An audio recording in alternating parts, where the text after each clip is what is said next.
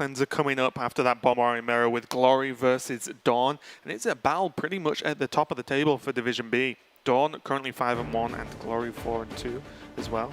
Oh, actually, no, that's wrong because they've already played. Anyway, both players are super high. I've got the numbers from earlier before the weekend started. But anyway, both players still at the top of that division regardless, and this is going to help one of them propel themselves to keep up with Shaxi at least going forward. I think DawN is 6-1, so if he wins this, he's actually tied at least in series score with Shaxi. I'm not exactly sure how their tiebreakers line up, but that could be a huge one and pretty much securing himself those top 3 spots unless something terrible happens in the coming weeks. Glory also, I think, 5-2. Yeah, he won, so he's 5-2. Yeah, that's looking really good. We can take a look at the deck list as well, and as I said, this is going to be Druid versus Rogue. And thinking about UG, I'm no token Druid expert at all, but this is the best build I've seen, at least since the rotation. Yeah, at least in APAC, because we've only seen 2 builds of it, I think. I even talked about on ladder and so on, you know, just best build of token Druid I've seen in general. And I definitely think it's leveraging the power of Snap, not just as something to help shore up the mech package of Mecharoo and Microtech Controller, but also the fact that it can go wide if you wanted to, just by echoing 2 separate Snaps. It can go tall when you need it to, which is sometimes the struggle of Token Druid just presenting one threat when they would rather do that than build a huge board. And then it has that added benefit of a built-in Soul of the Forest, if you will, but for microbots instead. Yeah, which helps even further get towards those sea giants you can see at the very bottom of DawN's deck list. But let's take a look at Glory's Rogue as well. Rogue can be a little bit difficult to play versus Token Druid, but with those Fan of Knives, it could help quite a lot and just help push back against those Whispering Woods is the main one, but also the tokens from Snap, for example. There's just a lot of stuff that just a single Fan of Knives can get the job done with. Absolutely, and I'm so surprised that Glory has the Fan of Knives in the primary. I wonder if he had some type of read or insider info that he was going to face Token Druid of all things, because I'm not really sure what matchups you want this in other than Token Druid. Yeah, also as well, Glory beat Patra earlier this weekend. The Patra was running Warrior, which Fan of Knives is 3-mana draw a card. It's a bad Arcane Intellect most of the time against Warriors, so it's just fortunate for Glory, or as you said, maybe he managed to scout pretty well and just was expecting a certain level of Token Druid and got the answer. But the rest of the deck's not bad too. Just the Cable Rats can do a decent job as soon as you throw Shark and Lackeys into the mix. They can actually end up being really good at taking down tokens with Rush, deal damage, generate more spells to help actually just remove more minions or progress towards them. I do think, though, overall, from builds of Rogue throughout the entirety of Rise of Shadows, this is probably on the weaker end. They've been gravitating more away from including cards like Underbelly Fence, and even in this version from Glory, there's no deckhands, so you would have to rely on getting really good lackeys early on, I think, to make sure that DawN doesn't run away with it, and then maybe get to that point where a Fan of Knives can answer Whispering Woods and then go from there. But even after that, I don't see a great way to answer Forest Aid if the Rogue is not already on board. Yeah, I think that's the case, and I think there's going to be a mixture for Glory of negating any extremely early pressure that Druid can put forward, and then just killing them. And that's going to be the plan overall as we go into game number 1. Yeah, apologies about my missed scores. I should not read my notes from Friday on Sunday, because that doesn't make sense. But DawN 6-1 and Glory 5-2, so they are pretty much still just next to each other on the table regardless. And I love to see the Snap keep. I was just going to say, I think this card is just good enough in this deck that you might keep it on coin, off coin, just whenever. And especially having Dreamway Guardians as a guaranteed turn 2 play for DawN, I think that makes a lot of sense. Glory, I expect to see him keep the SI7. I'm just curious about preparation as a pseudo activator for SI7 because he is off coin. But maybe you go for the high roll of getting backstab, but I think this is a responsible mulligan from Glory. Against Druid specifically, 100%. Also as well, DawN is running the 2 of 2 1-drops, so the Mecharoos and the Econ Bearer, so Token Druid, funnily enough, a little bit weak on 1-drops in general. A lot of them normally only run the Econ Bearer, so it's not a huge issue that DawN's missed a 1-drop. It's not like you're playing Zoo and didn't draw a 1-drop on turn 1. It's mainly the turns following up from that should be strong. Yeah, and he's got quite a good curve. Dreamway into Snap into 3-4 Snap. That seems solid to me. That's just hard to deal with. Yeah, how does Rogue get through all of that and the Death Rattles? It would involve... Fan of Knives. Yes, exactly. But then he would have to deal with both the 3-4 and the 2-3. Right. And Glory very much just gonna dagger up this turn. Maybe taking the time to hesitate and maybe bluff an evil Cable Rat in hand has some value. But anyway, DawN can summon the things that look for something to hunt. What do they say? What shall we hunt? Things that look for something to Yeah, hunt. I don't know the I'm name. confused as to what we're talking about. I don't know the names of the tokens, Raven. Do you? Does it actually just say Dreamway Guardian on the 1-2? Probably. That It would would- make a lot of sense. Is there any argument to coining Snip Snap? Is my question. I feel like the Dreamway Guardians is bad to exactly backstab SI. Yeah, If I you're don't playing think you around need that, to use yeah. the coin though. The coin can get a lot of value in this deck because being able to just push that extra bit of mana and coin out an additional buff, it can make a huge difference in the amount of not only damage you put out, but also damage your minions can take. Glory here, already faced with whether he wants to prep Evis one of these and SI that would give him an Iron Grip on the board, but no activators for his second SI, or more importantly, for the Miscreant. Yeah, I think Prepavis Miscreant is much more likely. Yeah, because that gives you a lackey to activate the next SI. I think that makes a lot of sense. To activate both SIs as well, Yeah. like turn after turn.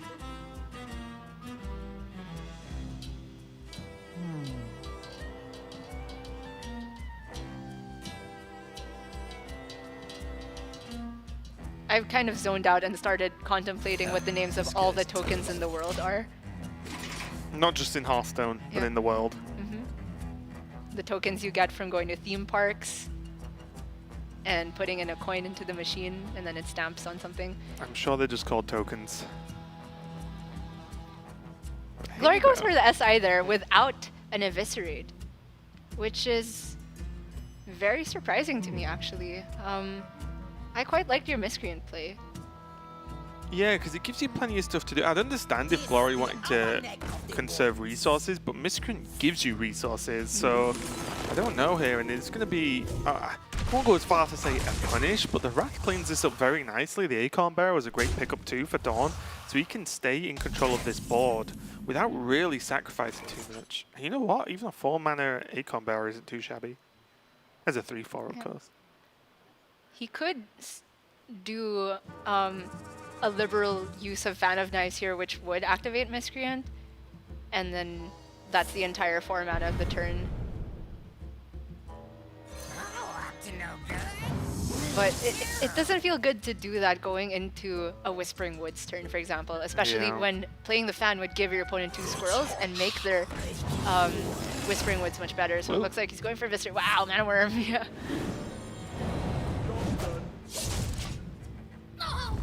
So now I'm thinking, why not do this last turn? It would be a similar outcome.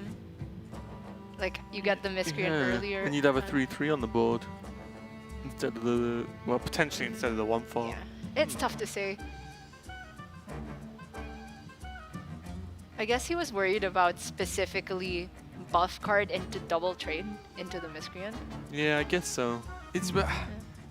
Do you care that much? Blessing of Ancients. I don't know. I think that would be fine still, because then It's only a your Miscreant. SI would kill something, Yeah, right? yeah. Miscreant's done its job. Yeah. Ooh, disconnect from, I'm not sure which side, but okay, immediate reconnect. Good to see. Sucks to see Steladris after you've used Wrath, but Still Power of the Wild. Get some value from a little bit later on. super awkward turn for DawN here. I'm even looking at Savage Roar simply because he has 2 in hand, but maybe you play a 3-4 Acorn Bearer and call it a day. Yeah, I mean, it's pretty competitive on the board, right? Can even get a small value trade there, killing off the Lackey. Ooh, and now there's a Shark for DawN, though. Things get spicy next turn. Or even this turn to a certain extent. Well, I like setting up the Shark this turn while he's still not too far behind on board, because the Shark is definitely a premium minion. If you get to play it and not die as Rogue in this matchup, I think you're in a good spot. Yep. There's an argument for Ziliax instead, which cleans up the whole board and gives you a very iron grip on the board situation. But I mean, having the Shark set up gives you a strong SI on the following turn, immediate spells this turn, and you know, potential of something great off the top, but Glory disagrees. So, well, Glory's going for, instead of more options, he's going for a safer board state. Because the options, the double discover on spells and Shark on the board, would give him more flexibility the turn after. Yeah. But if the turn after he's playing Zilliax anyway, then what's the point? Is probably the Glory's thought plan here. DawN gonna go for double snip snaps. I don't think they're stacked on top of each other, are they? Or Probably. yeah, because the other one would have been like one giant one would have been too weak against Sap. Yeah, Glory runs 2 off Sap. That's what I was just checking then. Now, there is just trade, fan of knives. It's just a shame that you can't fan first somehow and buff the Mana Worm. Yeah. So many. Even so, it's not too bad. You only really lose the Zilliax and the Lackey, and you could just follow up with an SI7 agent just to get something on the board too.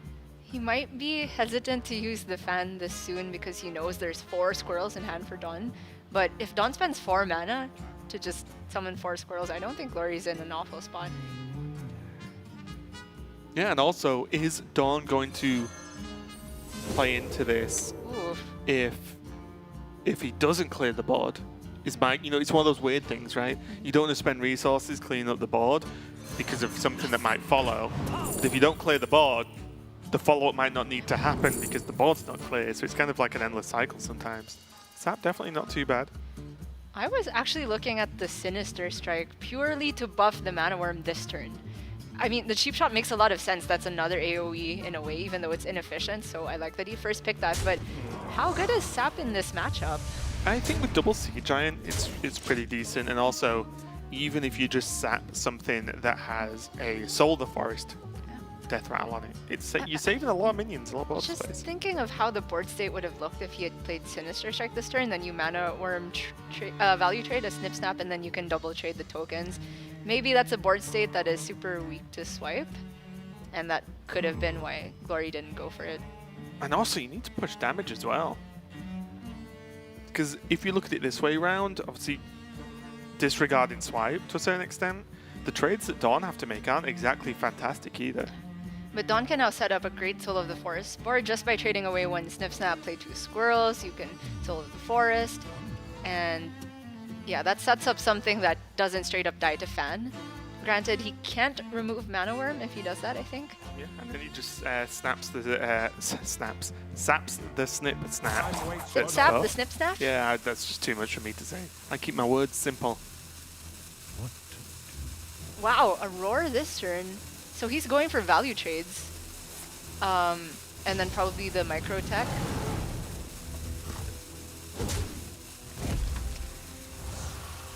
This is a lot of respect from DawN. I would have been so tempted to just set up a Soul of the Forest board there. He's probably terrified of the shark, Sure. which is fair because that is a very scary looking thing. But doesn't this set up a better Fan of Knives now? Well, he has 4 squirrels and a Soul of the Forest, so I mean, he could only But- play 3 of them next turn, but But the thing is, if he had gone for that this turn, he could have had 2 Microbots and 2 squirrels with Soul of the Forest, as well as a Snip Snap. I'm not he sure. also could die, right, if he didn't make the trades. It's tough. Yeah, definitely a really intricate matchup. And Glory there, even though he couldn't remove the other Snip Snap's first half, I think he's fine to just leave it there and then deal with the second Death Rattle another day. Witchy Lackey onto the Shark, okay.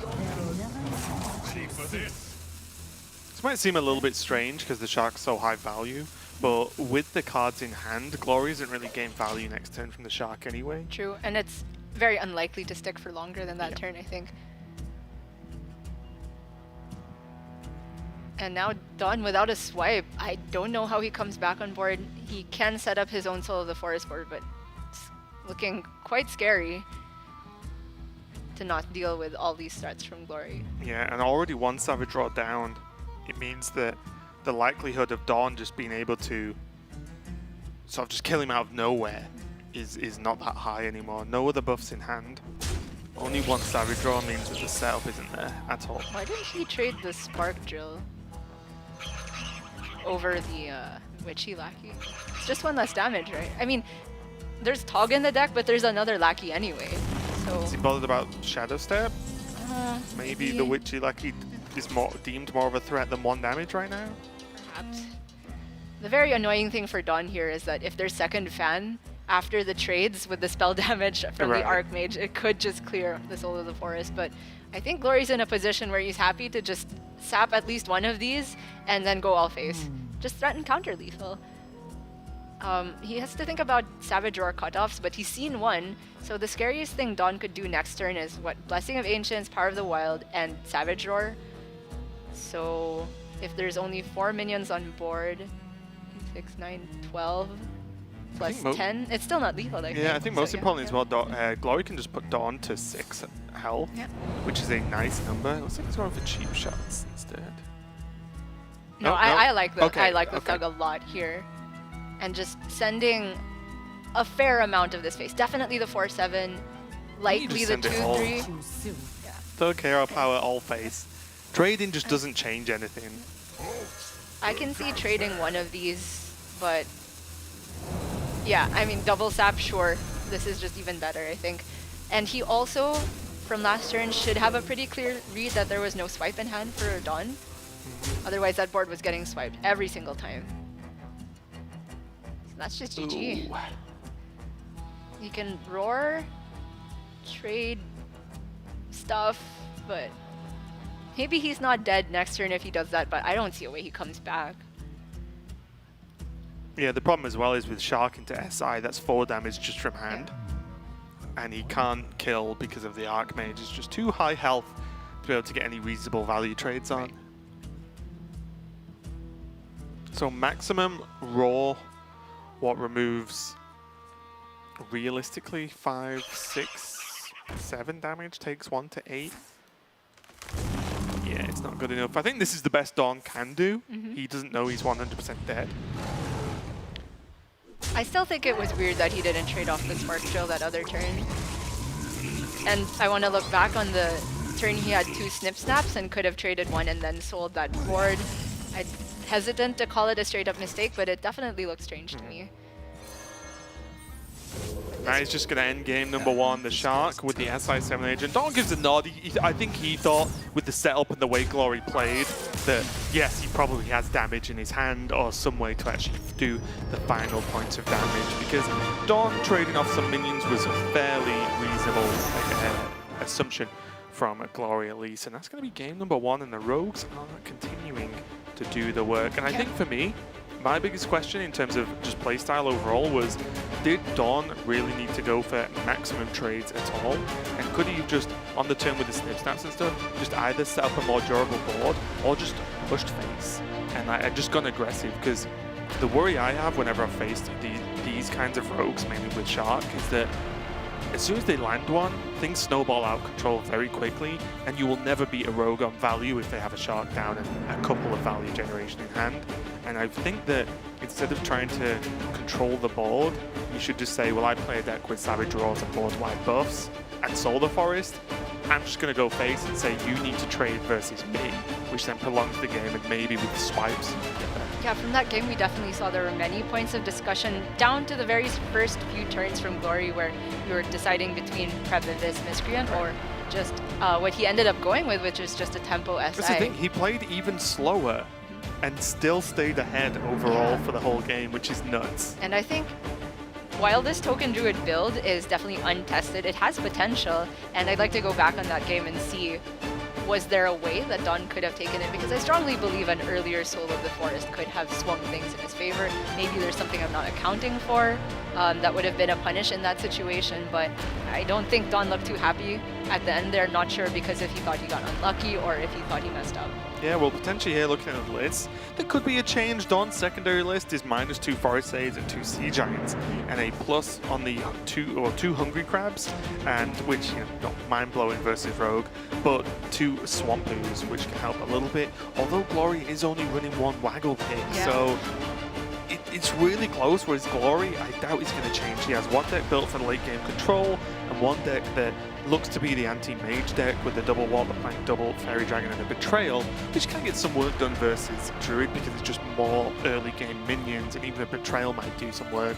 But I don't think it's good enough to remove double Fan of Knives against Token Druid. I think Glory is definitely sticking to primary. We just got word that DawN is also sticking to primary. I think mainly because the Rogue doesn't have more than one Waggle pick. But even if it had two, it's a little bit close because I think Forest Aid is a real power card for Druid in the matchup if they can stay on that late.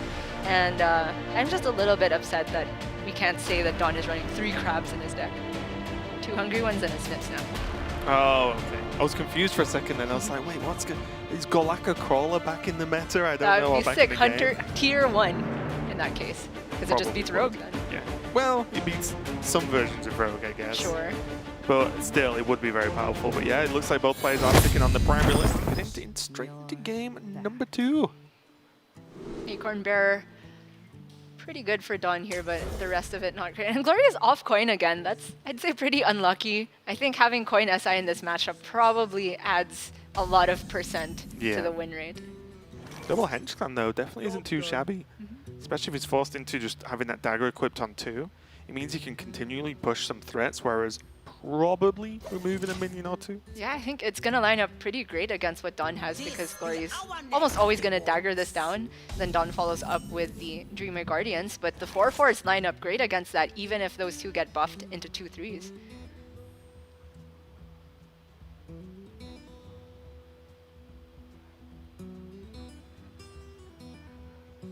Is there ever a reason, is having 2 Hench Clans ever worth not swinging this turn and holding the dagger?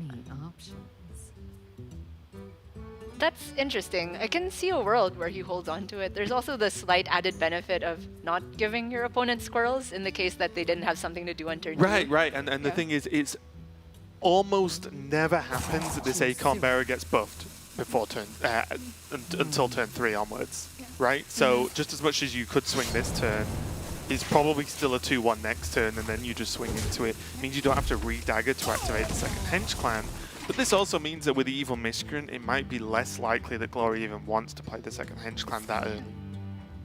I think it's worth thinking about. You brought up a good point, but ultimately it is the sensible thing to do to just remove the damage sooner, so you have more life as the Rogue.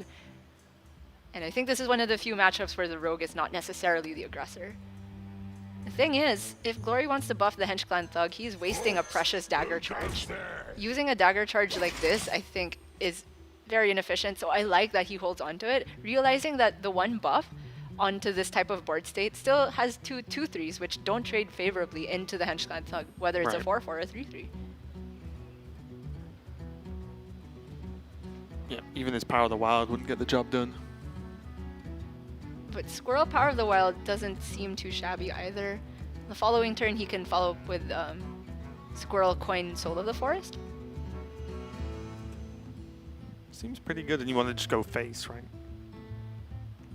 Yeah. Is there an argument for even just summoning a 3/2 instead of buffing 3 minions? It's less stats on average, but if your follow-up is going to be Soul of the Forest, which I think is pretty likely. Ah, so he's gonna go... Squirrel, this way, buff. yeah. This looks even better.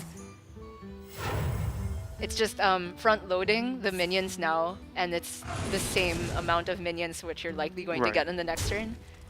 And also, there's certain worlds where it's also more minions to just instead play Savage Roar or Blessed of the Ancients on. You don't have to play Soul of the Forest next turn, even though it looks very likely. But still, it's just more things where maybe a Savage Roar covers some ground next turn instead. It's a really good point. Good spot from DawN there, and I think now Glory, that's a very awkward situation that this is like the worst minion to Shadow Step out of the entire deck, I'm pretty sure. I don't think it's so bad though, right? Because he can Shadow Step. And then play the Miscreant. Oh, yeah. And then, depending on what you get, you can just replay the Hench Clan as a 3/3. Possibly. Well, so you've traded, you've took a minion off the board. The Hench Clan's a 3/1 anyway. You just refresh it as a 3/3, have a 1/4 on the board, and you have 2 lackeys in hand. Yeah. Or you play a lackey, depending on which lackeys you get, of course. It's a good board state for sure. It's just funny that this is the only Shadow Step minion I think that doesn't get value. Yeah. There's probably another one, but I just hardly ever see the Shadow Step on this, but I'm almost certain it's going to happen anyway. I just wonder if he goes for the SI or the Miscreant, actually. Oh, he's going to go SI. Oh, okay. This guy's toast. I guess next turn there's Eviscerate into Evil Miscreant. Yeah. So it's not the end of the world. This removes more damage right now. And with the respectful hit, realizing how the buff breakpoints work, by taking the 1 damage off of the Dreamway Guardian, it not only buffs his Hench Clan, but makes it so that if the Dreamway were to get buffed, it can't just take a value trade on the SI. Yeah. Very good from Glory there. And DawN's Soul of the Forest plan is kind of ruined here. This is a very awkward swipe, but he might just have to take... I mean, it actually lines up well with the board state, but it's definitely signaling that he's falling behind.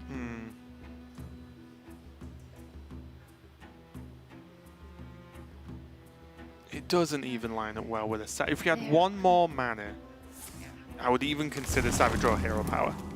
And, you know, just take the 3/3 with your Hero Power, and then just leave 1 minion on the board, but it just doesn't feel good, does it? I would agree that the swipe was probably too reactive there, so DawN is just going to cash out the Soul of the Forest for way less value than he would have hoped, but with the way his hand lines up, it's all things that benefit off of more minions on the board.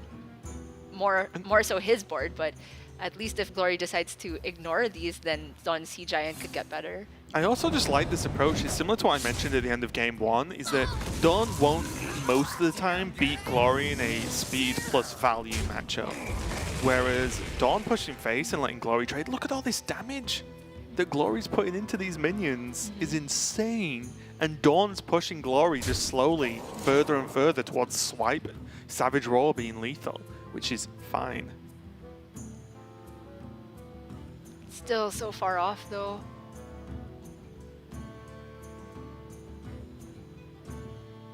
Does he ever cash in a Savage Roar just for 4 damage? Now he never gets there.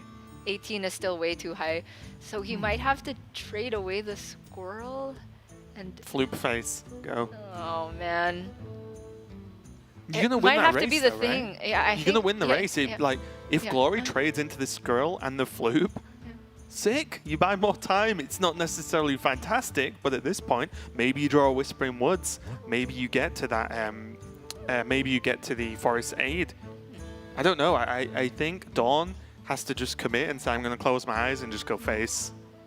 Because anything else sucks. That's the problem here. Nothing, at least to my eyes, feels remotely good. Oh, he's going for a clear and leaving up the SI. Okay, so taking the value trade on this gives him a slightly stronger board state, but man, this sucks. Okay, what this is telling me is that DawN is trying to play off the top to survive until a Forest Aid turn, but that is heavily relying on the right side of his deck.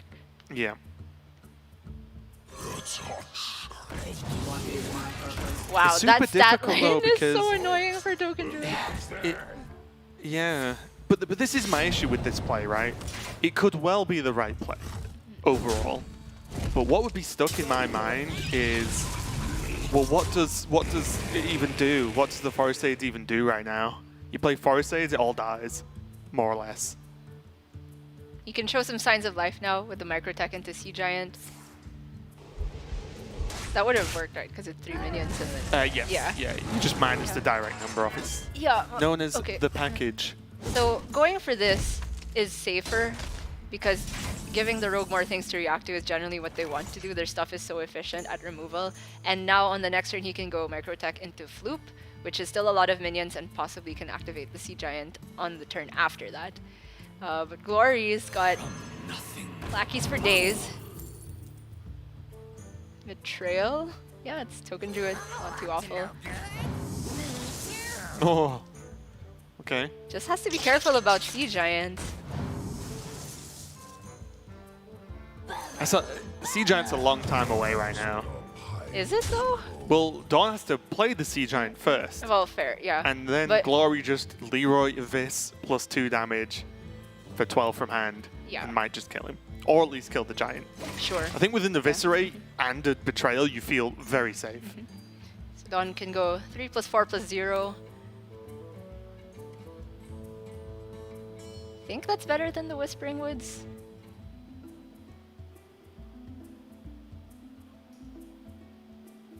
It has to be. 50-50, right?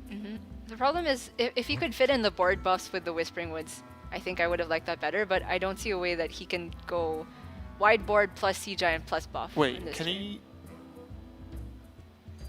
Can he not Whispering Woods Sea Giant buff? Is that better? Isn't the Giant gonna be 1 mana still then? So it's 1 mana off. Wait, how many? Oh, sorry, yeah. I thought he put an extra Wisp on the board. I'm being silly. Yeah, unleash the Wisps, right? Yeah, that was my instinct too. 100% what I just added up. I literally counted Glory's minions. I was like, yeah, it's just double. Wait, nope, that's not how that card works. So yeah, a little bit frustrating. He still goes for this though, just to be able to fit in the hero power, I suppose. I'm not Oh, he can play another Giant Oh yeah, now. That's Flip actually Giant! I forgot about that interaction. It's a 3/4. Not too shabby. Wait. Play it now. Huh? Well, the idea is it's still a Sea Giant next turn. Even, and I know it's not an 8/8, but you can play it next turn anyway. But why not play it this turn? The matchup is like all about board state. Does he want refill? Yeah. So next turn he has Microtech, a kind of Giant, and buffs. It just seems really fishy to me because if he was not going to play Sea Giant as Floop Floop as Sea Giant this turn, then I think I would have rather have seen the Microtech plus Floop plus Sea Giant because I don't know how relevant a hero power would have been there. It's just the most stuff on board, and probably a higher chance of sticking something. But the downside is the Whispering Woods is going to be dead in hand after that. Yeah, the so Whispering Woods is basically -1 card in hand. Yeah. Choose soon. And these are some tough games. In any case, Glory can remove the Sea Giant at a rather high cost, but one I think he's very willing to pay because he has so much burst from hand later on and will not lose control of the board. Is he tanking this? No. Okay. I thought he was going to tank it with the thing. I think Glory... I think he messed it up. I think he could have done that a little bit differently there. Yeah. There's definitely a way to use the Kobold Lackey instead and maybe trade one more minion into it. He miscounted his damage.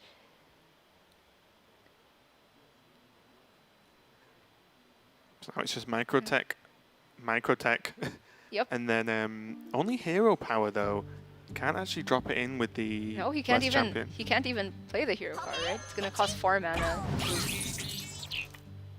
Oh yeah, of course. Yeah, it costs 4 mana. He missed the hero power.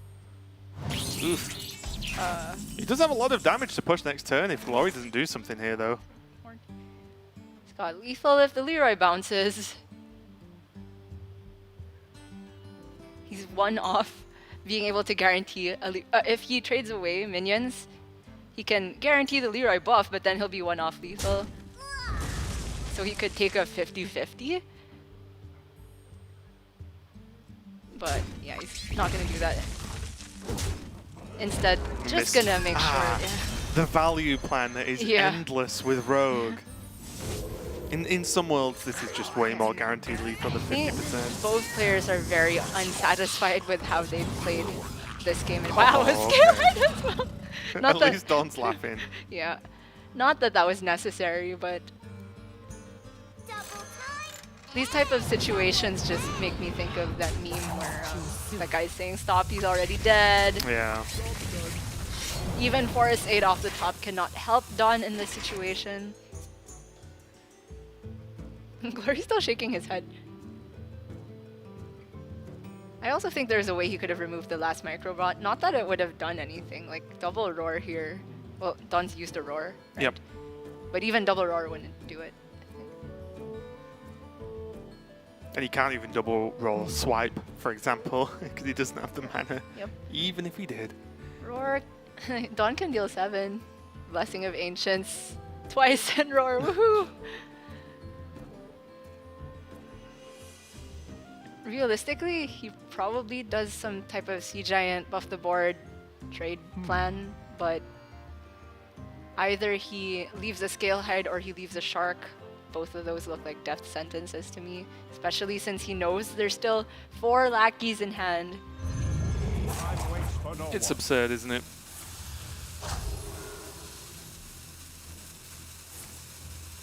There were a lot of complicated turns this game.